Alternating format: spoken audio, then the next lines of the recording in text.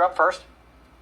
Hi, a good day for your program. I'm watching you right now, and the question I have for Mark is, how does he intend to ensure that what he covers get the desired effect? What I'm saying is, I am part of a global issue coverage guy. For example, there's a genocide that is happening in British Cameroon, that is in West Africa, where we have more than 13,000 people killed, 9,000 homes burned, 1.5 million people internally displaced, more than 200,000 as refugees in Nigeria, and there's continuous killing every day. There is a website that Mark can go there and see. It's called Ambazonia GenocideLibrary.com. You won't believe what is happening, and the world is silent. Mark, how do you get these issues on the table of decision makers? It's more than Rwanda. Thank you.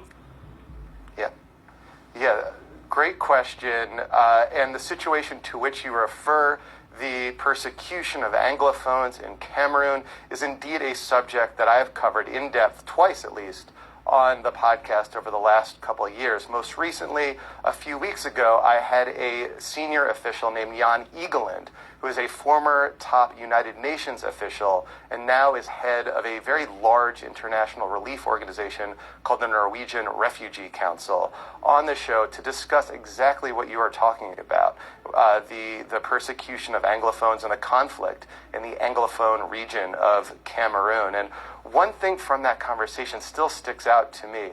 That conflict has displaced, as you said, several 100,000 people, but it's also led to now over 1 million children who are out of school, who are unable to attend school because of this conflict. And, it's issues like precisely that you just identified that I seek to bring to a larger audience. These are issues that animate, for example, the Cameroonian diaspora, of which I presume you are a part, but they have broader global significance, and so I see it as my mission to bring those stories that may resonate among our community but are of importance to the broader global community and bring that to a broader foreign policy audience. So thank you for your question. It was May 8th of this year. A Crisis in Cameroon is the title of the podcast.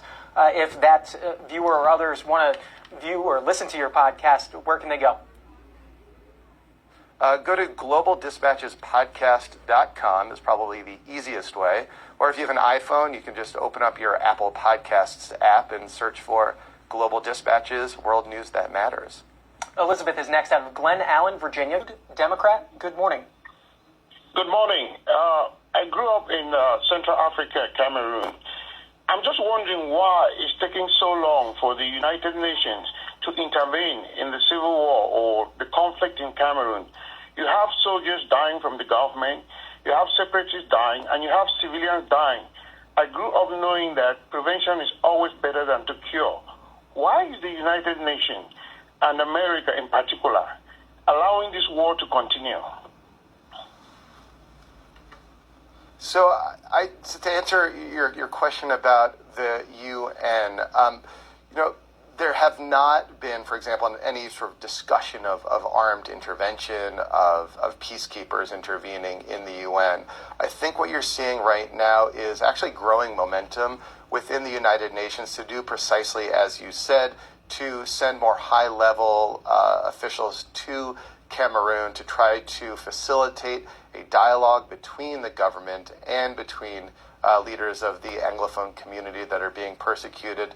There has been an increase in humanitarian assistance, but there has not been a meeting of the Security Council that resulted in any sort of legally binding resolution on Cameroon. There have been other meetings of the Security Council about Cameroon, but none that had that kind of legally binding, you, the government of Cameroon, you, the leaders of the Anglophone community, must come together to discuss these issues and resolve your issues.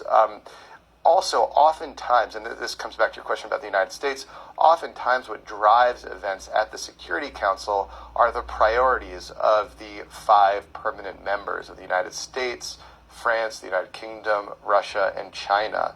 And Cameroon is just, it's unfortunately not a priority of those countries. I think the lack of intervention or the lack of really anything you're seeing from the U.S. is more or less like indifference to what's happening.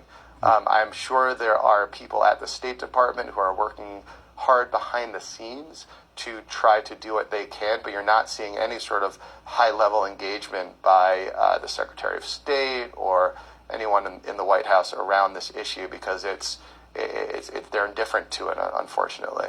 Brooklyn Park, Maryland. Robert, Republican. Good